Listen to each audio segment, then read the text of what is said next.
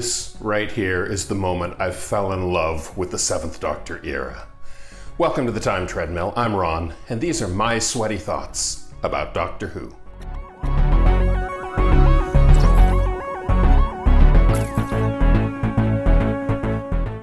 Although Paradise Towers was not written specifically with Sylvester McCoy in mind, he had not yet been cast when it was commissioned. It was the first script commissioned by new incoming script editor Andrew Cartmel. And it very boldly lays out the new direction and tone of the series, and it is spectacular. It is weird and wonderful and different from anything that came before it, and absolutely defines the Seventh Doctor era.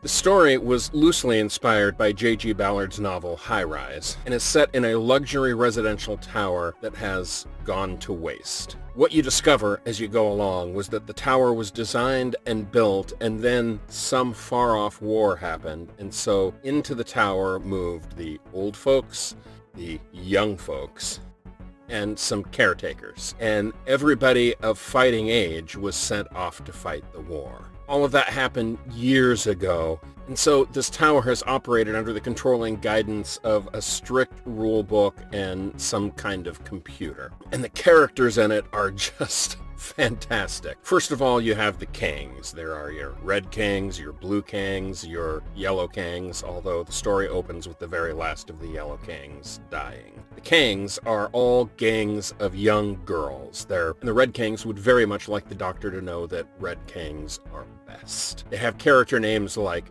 Binliner and Fire Escape, and they are these Lord of the Flies type wilding girls who are just spectacular to work with. They're not evil by any stretch of the imagination. They're just tribal teenage girls, and I can tell you, to me at least, there's nothing more terrifying in the world than a teenage girl. Then, also in the towers, you have the caretakers. They are effectively the local police force, but they operate entirely by rules and regulations under the control of the commanding officer. And they're all mindless and spineless, just worker drones who do exactly what the rule books say they're supposed to do.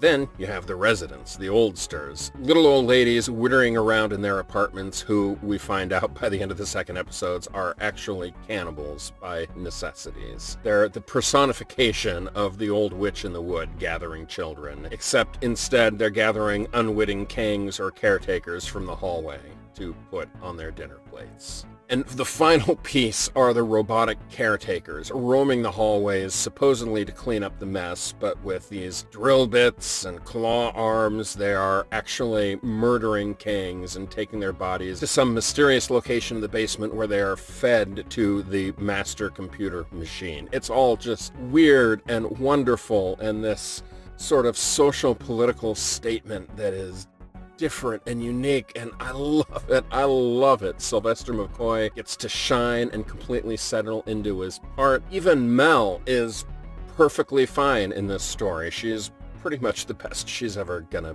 be. I can, with all sincerity, recommend this story to anyone who wants to dip their toes in classic Who. I know everyone will tell you to go back and watch Genesis of the Daleks or the Five Doctors or, you know, that kind of stuff. And that's all wonderful. And certainly I agree. I've often said the Holmes-Hinchcliffe era is the best era.